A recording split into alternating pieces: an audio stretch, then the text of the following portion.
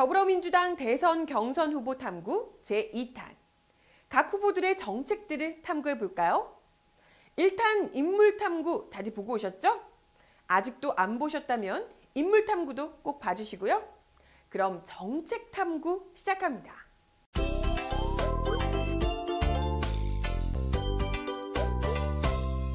입장 탐구 보실까요? 문재인, 안희정, 이재명 후보. 세 후보 모두 더불어민주당 소속이긴 하지만 주요 현안에 대한 입장 참 다르죠? 탄핵 후 대한민국이 어디로 갈 것인지에 대한 입장, 또 사드 배치에 대한 입장, 한일 위안부 협의에 대한 입장까지 달라도 너무 다릅니다. 그래서 다른 건 어떻게? 비교해서 한눈에 봐야죠. 우선 탄핵에 대한 반응과 그 이후 과제에 대한 입장입니다. 문재인 후보는 위대한 국민께 경의를 표한다.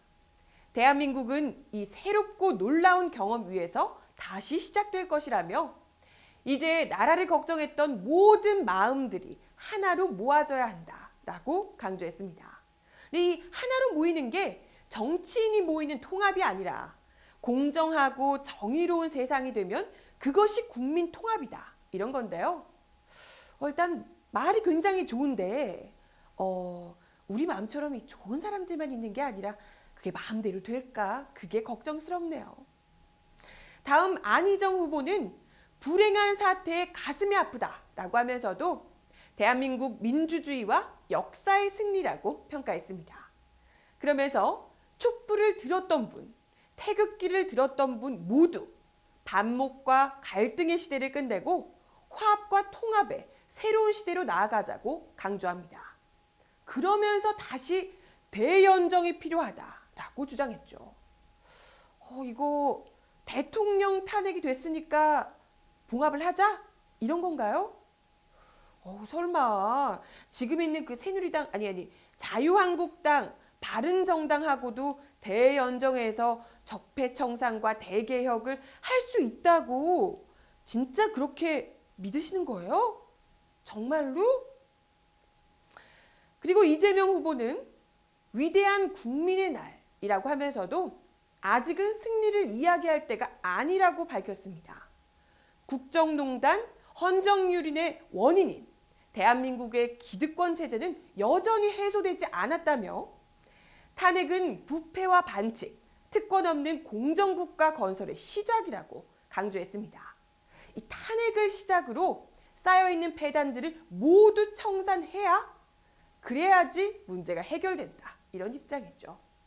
와, 무섭게 화끈하죠? 놀고 있는 사람 많겠어요? 다음은 새 후보의 사드 배치에 대한 입장입니다.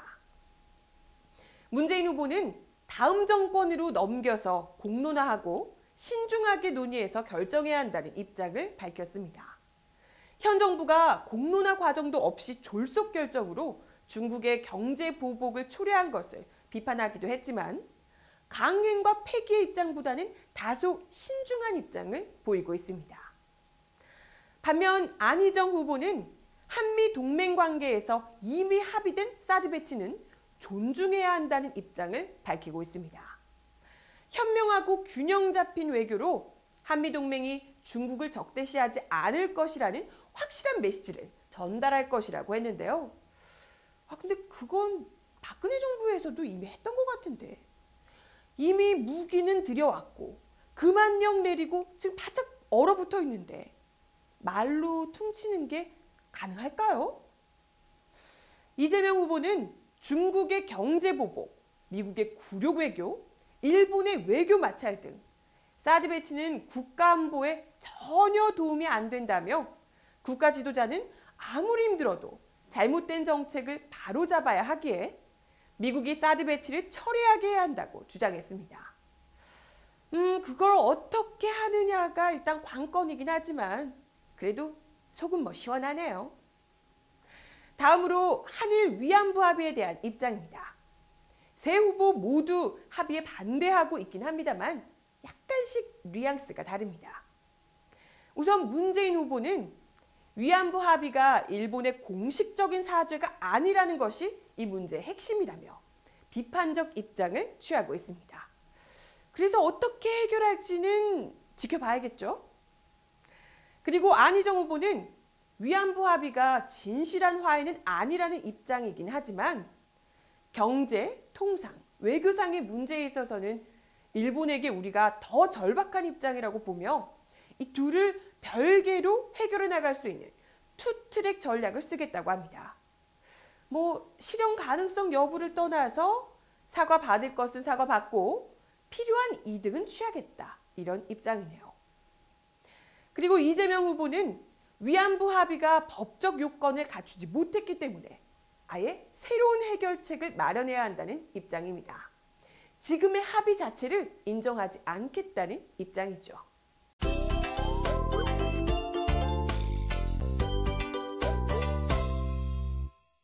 다음으로는 지금 각 후보들에게 논란이 되고 있는 점을 짚어볼까요? 요즘 민주당 경선 토론회에도 그렇고 민주당 외부에서도 그렇고 각 후보들에게 논란이 제기되고 있습니다.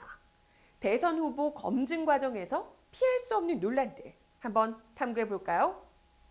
우선 문재인 후보의 대표적인 논란은 리더십에 대한 의문과 대선 캠프 내에 있는 사람들입니다.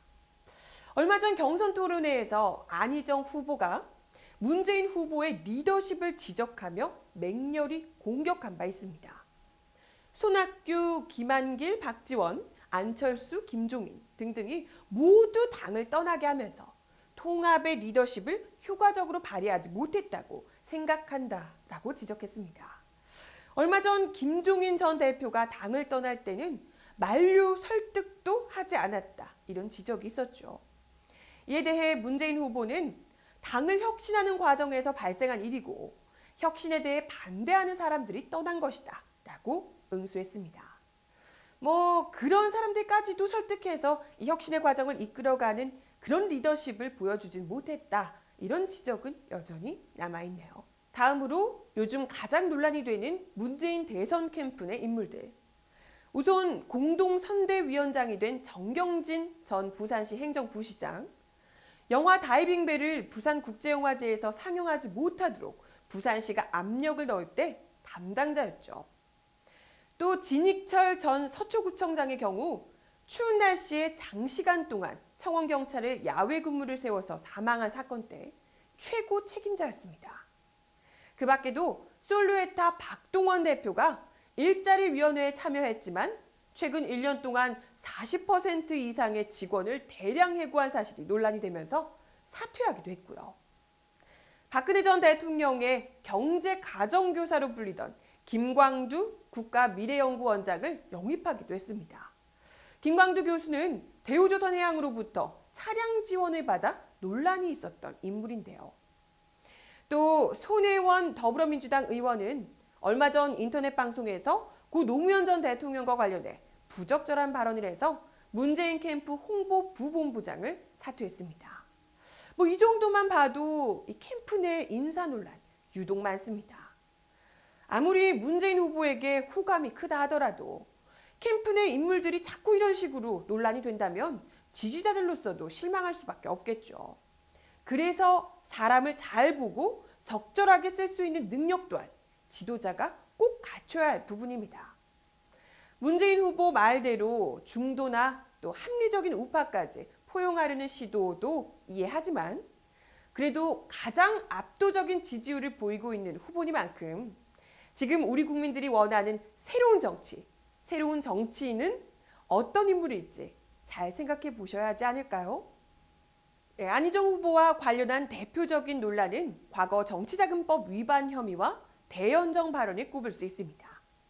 안희정 후보가 과거 정치자금법으로 구속됐던 것은 1탄에서도 이야기를 해드렸었는데요. 이 문제가 여전히 논란인 이유는 당시 불법 정치자금의 일부를 개인적인 용도로 사용했다는 내용입니다. 99년부터 2003년까지 기업과 지인들로부터 모금한 불법 정치자금 가운데 일부를 자신의 총선 출마 예정 지역의 여론조사비, 또 지역구 사무실 운영비 등으로 1억 원, 자신의 아파트 구입 자금의 일부로 5천만 원 등으로 사용했다는 겁니다. 이 문제는 어쩔 수 없이 안희정 후보의 정치 인생 동안 계속해서 따라다니긴 할 겁니다. 이에 대해 안희정 후보는 이미 재판 과정을 통해서 벌을 받았고 집을 팔아서 변제도 하고 추징금도 납부를 한 사건이며 충청도지사 선거를 통해서 국민 여러분께 정치적으로 사면받고 복권을 받았다고 생각한다고 입장을 밝혔습니다. 두 번째 논란은 대연정 발언인데요. 안희정 후보는 180석 이상의 큰 의회 다수파를 형성해서 개혁 입법을 처리하고 정부를 이끌어보자는 제안이라고 밝혔습니다. 하지만 이에 대해 구태 적폐 세력들도 대연정을 통해 끌어안겠다는 건 청산 대상과 손을 잡겠다는 것 아니냐는 비판이 일고 있죠. 새누리당과 박근혜 정부였는데 박 전 대통령이 탄핵됐다고 해서 새누리당, 이 이름만 바꾼 자유한국당에 책임을 묻지 말아야 할까요? 그 사람들과 다시 연정! 그래서인지 안 후보는 민주당의 후보긴 하지만 보수층의 지지를 받고 있습니다. 민주당 지지층에서는 약한 편이지만 다른 정당 지지층에서 지지율이 높은 이유죠. 이재명 후보의 논란은 음주운전 경력과 기본소득 설명에 대한 것을 들 수 있습니다. 우선 음주운전 논란 볼까요? 후보 본인이 말했듯이 이건 변명의 여지가 없는 경력입니다. 이 후보는 이 문제를 아주 간명하게 인정했습니다.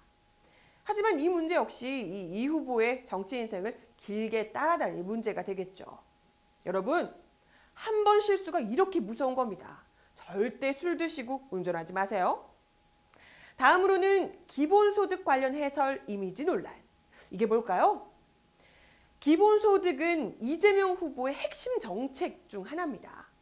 전 세계적으로 주목을 받고 있는 이 정책은 아직 본격적으로 시행된 나라가 없습니다. 기본소득제는 양극화를 해소하고 경제를 다시 일으켜줄 정책으로 이재명 경제정책의 핵심을 이루고 있다고 볼 수 있습니다. 이 정책은 젊은 층과 진보층에서 꽤 높은 지지를 받고 있는데요.